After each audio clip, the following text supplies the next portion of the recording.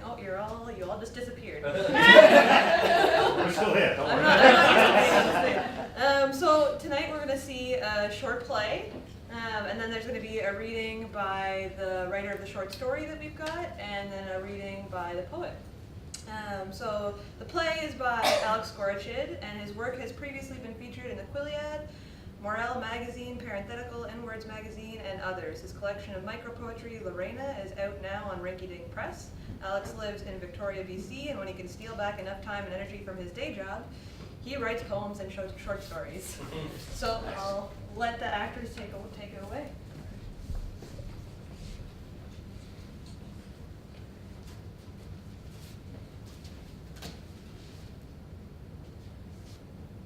I'm not paranoid about them, I just don't like the damn I don't like the way they move, I don't like how they talk. You gotta get over this. It's becoming a real mania with you. People are gonna think you're losing it, that you've got something personal against robots. So what if I do? We made the damn things, it's not like they're people. I mean, I'm not a racist or something because I don't want some little metal slave taking care of me. Huh? Maybe you're the one who's prejudiced, getting your little slave to do your bidding. You just said yourself, it's not like they're people, yet you've got a problem ordering them around? They're stupid, and they don't have their own free will. I mean, just being around them makes people lazier and more useless. When's the last thing you did anything for yourself? When's the last time you weeded your garden? We don't have a garden anymore, Dad. Everything gets delivered. It's cheap. They just send a drone. They send a drone. You're a drone. That doesn't mean I have to be. You want to see how smart and useful that thing you sent over here is? Look in the cupboard.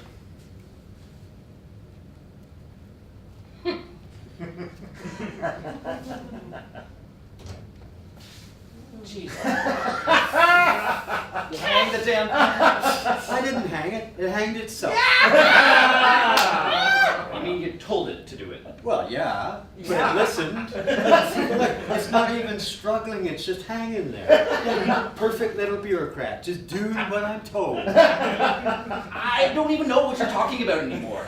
I get you a brand new robot, an expensive one I might add, and you treat it like garbage. Why would you do something like this? I was testing its limits. I wanted to know what it was capable of. Do you know this thing doesn't even understand the term hand job? Oh! Jesus Christ. Is there anything to drink? Liquor cabinet's behind you. Pour me one too.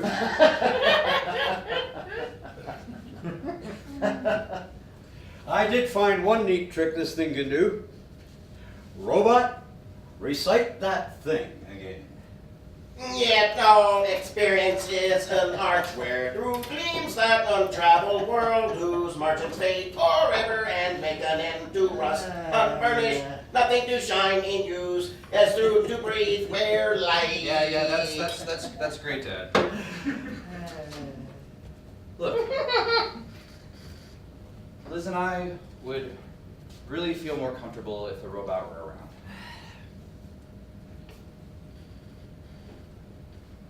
Another one? And that's another thing. We were gonna wait until the whole robot thing was settled, but we just think at your age, maybe you're drinking a little too much. Life piled upon life, we're all too little. Excuse me? I said, pour me another one.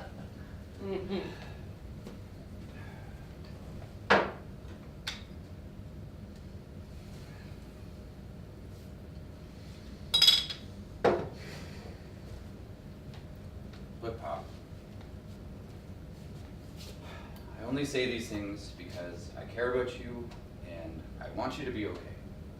I appreciate the gesture, I do, but you're just not listening. I don't want someone telling me how much I can drink.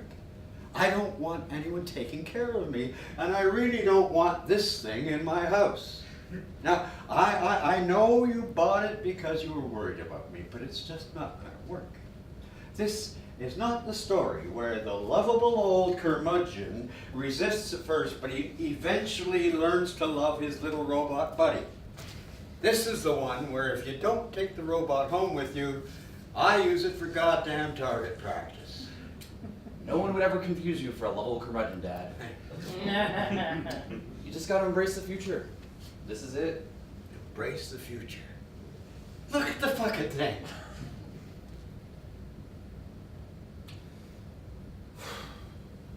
Let me cut this thing down, Pop.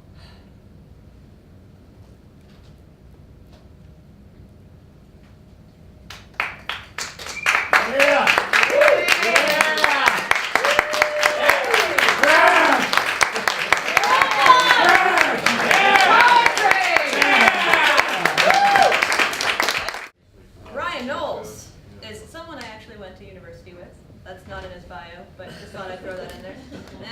Ryan Knowles is a writer, musician, and teacher, originally from Toronto, currently living below ground in Guelph.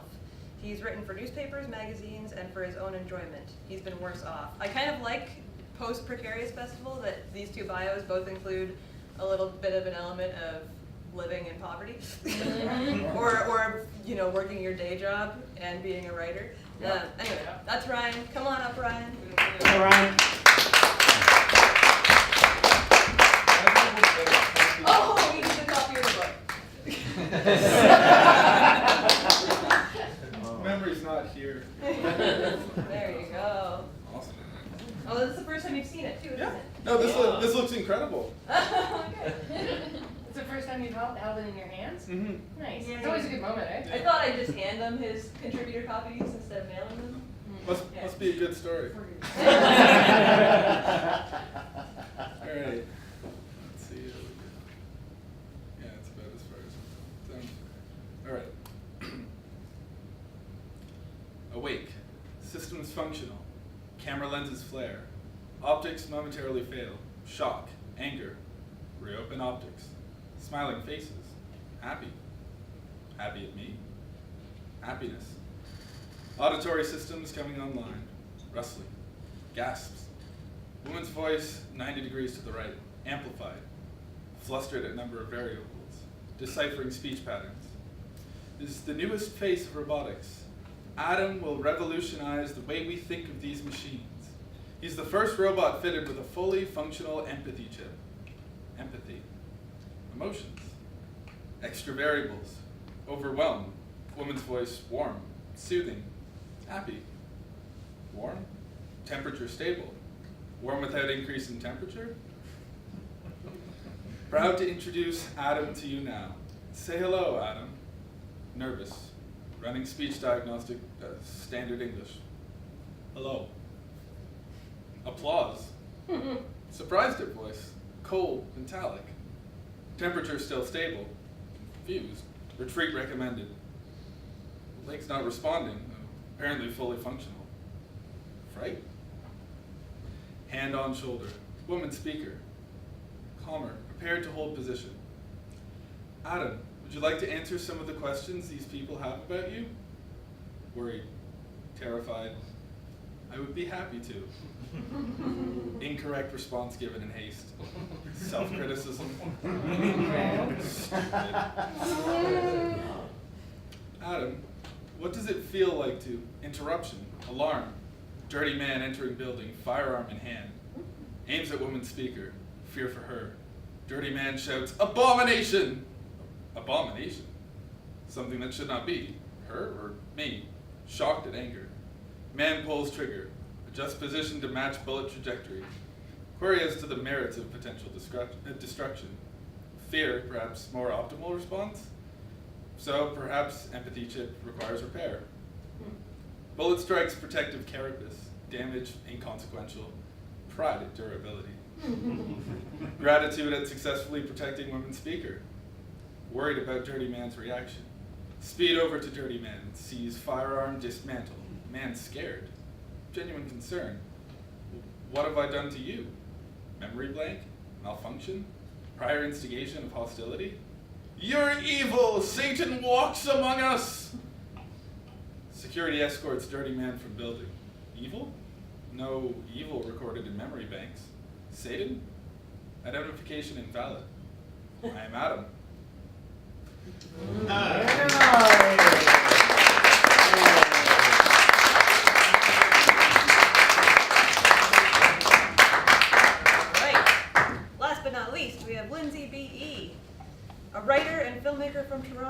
She's a graduate from the Writers Studio and the Film Production Program at Simon Fraser University. She can be found online at By Scene Scene. Those on. Yeah. Is that right? Did I get that right? However you want to pronounce it. All right. It's 3 letters. I'll let you explain the premise. Thank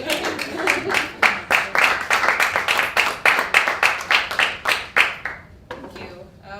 Thank you everyone for being here tonight. I'm excited to read you some poems. I haven't had the opportunity to do this in a while, to share my poetry with people. So our Cyborg history is the name of the chapbook. Thank you to Birdberry Press for publishing it. I really appreciate it. And it is part of a larger work called the Cyborg Anthology. The Cyborg Anthology is a imagined anthology of poems in the future, all written by cyborgs. So this is an entire section in the anthology written about an organization called the Sydney School of Robotics. The Sydney School of Robotics is an organization that is fighting for robotic rights. And the way that they do it is they publish chapbooks and pamphlets where they take human poems and they insert mechanical elements into them. So I'm going to read you the first one, which is based on the poem March 1979 by Thomas Transtromer. I've actually never said his name out loud, so I don't know if I pronounced it right. It's a really famous poet, though. So this one is called March. It goes like this. Tired of all who come with words, words without function, I make my way as a skin-covered island. This machine does not care about words. The calculations would be spread out in all directions. I encounter a kernel bridging information and drive. Function, but no words.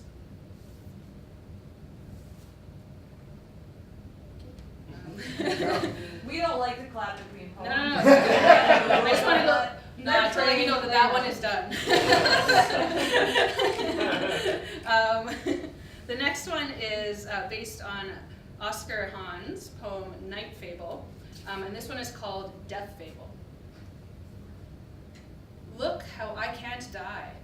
Look. Walking down street after street, look. I tripped on the sidewalk, look. When I crossed a black cat, look. They read stories about me in the news, look. With my smooth silicone bodice, look. With my lush, fleshly lips, look. And with metal-formed limbs, look. Afterwards, priests came and wanted to kill me. The purists came next and wanted to kill me. The priests want my soul. The purists want my body.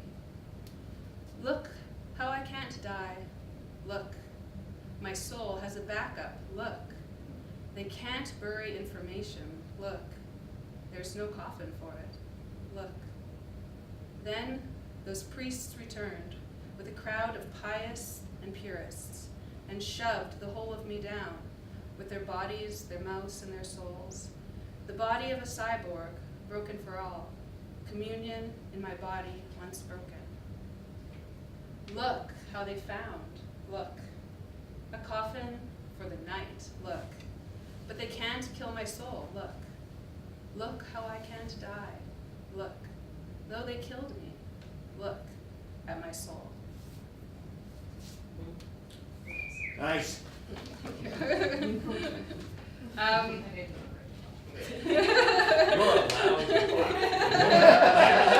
Everyone's like, what are we doing? I don't know if we're done. Clap, Chris. This next one isn't from the chapbook, it's from the bigger Cyborg Anthology. And it is written from the perspective of a cyborg who is named Matriarch Doe. She started her existence as the host body for human fetuses in a hospital, but she gained sentience and decided to become a poet. As you do when you gain sentience. So this is called Fetal Address, and it's written to one of the fetuses that she's carrying. Welcome to the old rip 'em out and roll 'em around. I'm your mom, And I know a thing or two about you, transparent skin. Like this. Human embryos are visually indistinguishable from pigs at first. Or an 8-week-old fetus already carries her life's supply of egg cells. Therefore, you're older than you think, you animal you, wild-eyed, crying, clawing your way from whence you came. Come, spring baby, melting snow, and I'll crouch in that birthing bath, baby black, bloody bath, boom, and force you into all of this air, outer, spatial, regional, national, sport, and the goddamn motherfucking pressure. Like this. At 14 weeks gestational age, a fetus can cry, softly. Or, fetuses are affected by their mother's feelings, in some ways, lifelong. Shh, hush now. Just be, floating in my fluids, listening to my beats in my bowels, bug eyes, limb buds, backbone. Blink, breathe, baby.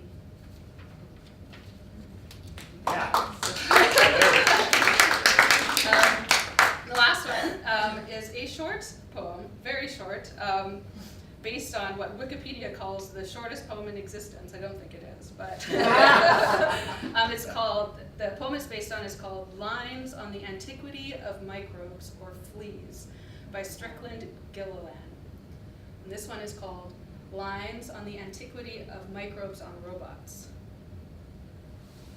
070 108 101 097 115 078 101 118 101 114 072 097 100 032 039 101 109.